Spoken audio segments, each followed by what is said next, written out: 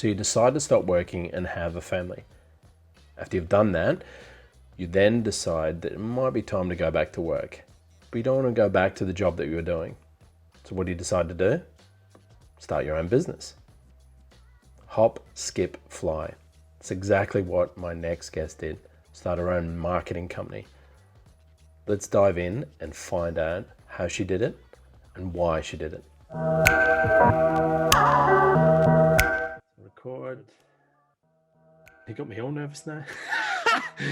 Hi, Claire. How you doing? Yeah, good. Thank you. Nice. Thanks for coming on the show to talk to us today about your business. Let's get straight into it. Hop, skip, fly. What is that? So I help businesses to brand themselves properly and create and maintain a good social presence. Mostly I work on, sorry, I'm losing my voice already. Mostly I work on Instagram because it's my favourite platform. Also LinkedIn, I like to do business to business on LinkedIn as well. But I'm on all of them. So Twitter if needed, Facebook, doing Facebook pages, Facebook groups, things like that. So really I'm a social media manager. Yeah, that's it. Cool. I use Facebook and Instagram. I don't really use Twitter, but LinkedIn I'm starting to get more into. Yeah. Do you find that that's a good platform to connect with businesses and to get your reach? Yeah, definitely. I think LinkedIn, so say you've got a business that's not business to business, you're still connecting with other people. So you're connecting with maybe, say you have like your vans with your holiday vans, your Viking vans, you could connect with people who are potentially going to be looking for a staycation, which is pretty much everybody. If there's business owners out there, you can connect with them. Yeah, I don't know. I think LinkedIn's really good for pretty much everyone, but especially business to business. And in regards to LinkedIn, you can, because I've got a profile, and then I have about my businesses underneath that. Can you have a business page as well, or is it just your profile? You can, yeah. It's good to have the business page set up, and then you've got your employees or you personally. So link the two together, but it's always the personal page that gets the most engagement. It's good to keep the business page up to date and tell everyone where they can find you, give the contact details for if people maybe want to follow the business or want to know more about the business, how to contact you, but make sure that you're actually posting to your personal profile. LinkedIn's very about making connections. Right. Okay. It's not about sending a message out and just leaving it. It's definitely all about making connections with people. Right. Okay. Yeah, because I've found that, yeah, I don't actually have a business page on there. I've just got my profile. But yeah, I use Facebook like that. So is it kind of similar that way? So I've obviously got my personal profile, and then you can have groups off of that, and then you can have your business page off of that as well. But you're saying you get more traffic through your own personal page. Yeah, definitely. Yeah. Okay. Definitely you as a person. I don't know why it's like that on LinkedIn. It's just sort of how it is. Businesses posting, they don't really appear on the news feed as much. I think it's because you don't make a connection with a business. You just Right. follow them. Yeah. Cool. Okay, let's start at the beginning in regards to your story and how you started your business.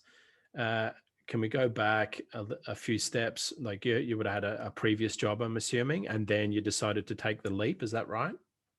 Yeah, so really I started Hop Skip Fly as a direct result of COVID, because what I was doing before just completely ended. I was one of the industries that, it just completely stopped happening for me. So like when I left school, I worked in offices. One of those office jobs was where we actually met. Yeah. Years ago. Then I moved away and I was looking for something new to do. I knew that I sort of didn't want to keep doing that. I was looking for something a bit different. And I actually Googled easy work for good money, shamelessly. Just wanted to see what I could do that was, not going to be paying peanuts and not going to be taking up too much of my time. And it wasn't social media. That's not what came up. I ended up working under a sort of, it comes under quite a broad umbrella term. So by people who work in it, gets called promotions, and by the agencies that run the different events and things, it's experiential marketing, sales, events. So that's what I've done for about 10 years. Yeah, pretty much the events industry. That was my favourite part of it.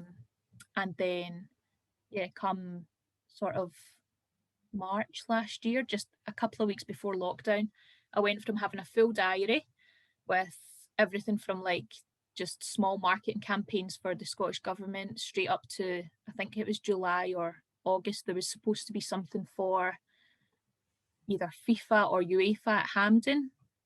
So my diary was full till September, and in one night it was all cancelled. And then obviously we're still here. So after a couple of months, maybe you realise this isn't going back to normal anytime soon. I have to sort of forget about events. I know a lot of people haven't forgotten about it and they're still plugging away and they're doing online events and things like that. But I couldn't really just keep hanging on. I had to do something else. Yeah. And that's when I started doing this hop, skip, fly. But yeah, I've been freelance and self-employed for most of my working life. Oh, cool.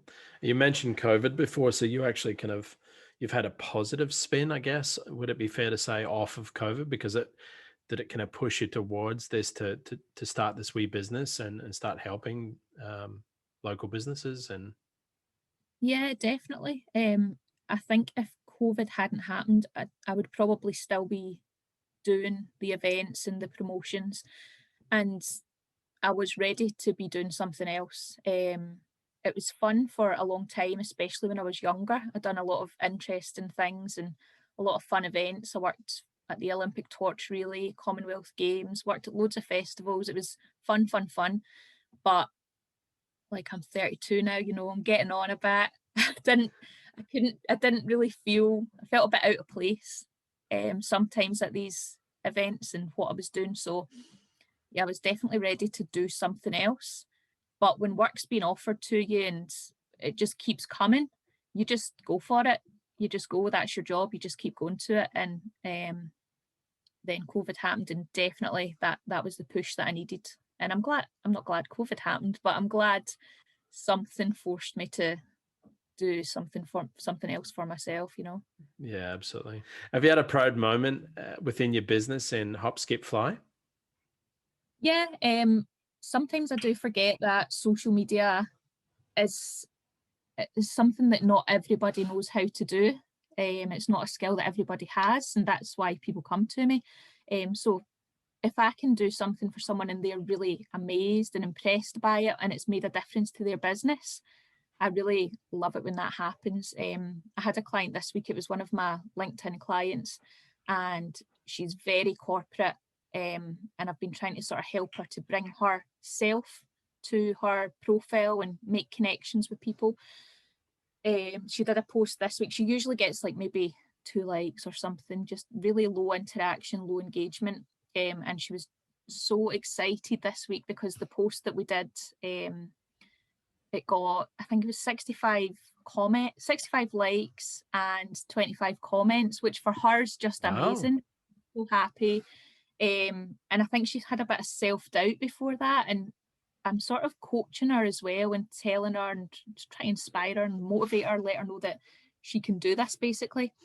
And yeah, just I was really happy for her. I think the vice president of the company she works for, I don't want to say the company, but a massive company she works for, the vice president of the company was one of the people that commented. So she was just on cloud nine, really happy. So if I'm making other people happy, or if people are making sales based on things that I've taught them, because I do training as well. So if they make sales based on things that I've taught them, or if they get good engagement on their posts, get more followers, get more interaction, yeah, I'm just happy for people that I can do that I can help them with that.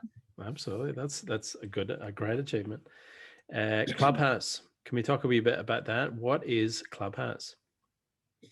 Clubhouse. So I really like Clubhouse. It's an audio only app.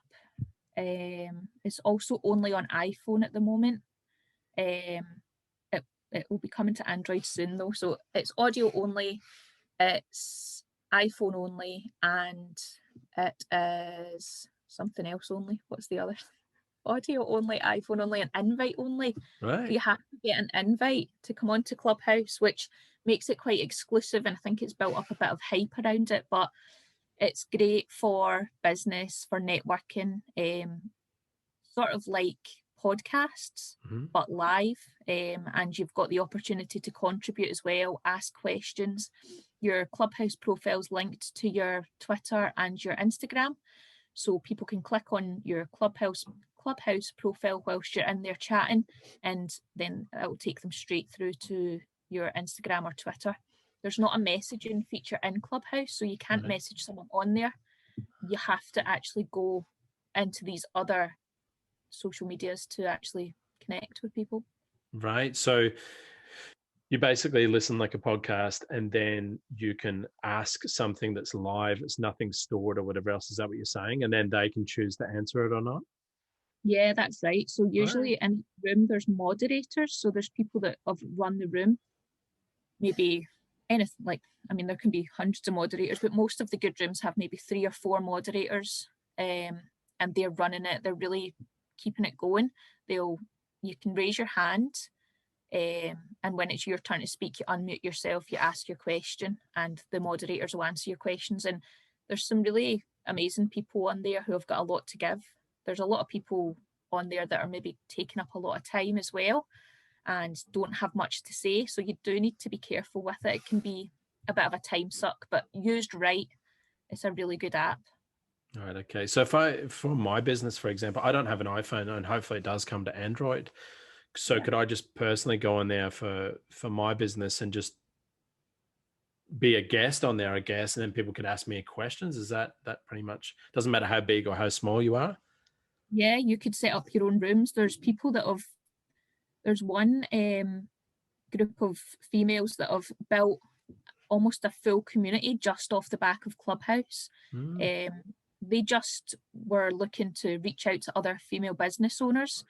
They've got their Clubhouse rooms that they put on every week, and they had the Instagram page, because you kind of have to have an Instagram page for people to get in touch with you. From that, they've then built a Facebook group, because people were asking, is there a Facebook group that we can get together on? So that's just one example of people that have sort of created their own community off of Clubhouse. It's funny because Instagram, Facebook, LinkedIn, Twitter, they've all been around for years, such a long time. So it's kind of nice to have something fresh that's coming in and something that's a wee bit different. And obviously, so like podcasts as well, but this does sound like quite different. I hope it does come to Android, because I wouldn't mind having a go at that. And especially even just going on and going into some, like browsing the rooms and having a wee look and asking questions, getting information, because that's what all of this is about, right? Sharing information. Yeah, definitely. It's a really good app, and there's a lot of people in there willing to just share information. And there's some people on there where you'll maybe go on and they've just joined Clubhouse, and you'll have a look on their bio, it's not optimized. You'll have a look on their Instagram profile, it's not looking smooth, and you can tell maybe a week or 2 later that they've been getting all this advice and they've optimized absolutely everything and grown their following. You can see that they've got real clear direction just after being on this app for a while. It's cool. An amazing app, definitely. Yeah, that's awesome. And in regards to like a favorite podcast, we were speaking about that before, on motivation or anything like that. Like, do you listen to podcasts, or do you read a bit to gather knowledge? And do you have anything that sort of springs to mind that sort of helped you with your business? Not specifically. I'd say at the moment I am spending a lot of time on Clubhouse. I think because I've got Blake, I don't know. I obviously do have time, but it's almost like I want to switch off from that type of stuff. But I get a lot from just looking in groups and things as well.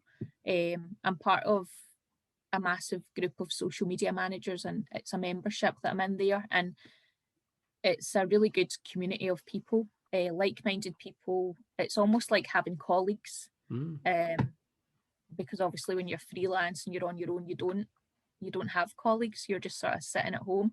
So it's great having that. We do sounding board calls where we can just phone up and chat. Who's got questions?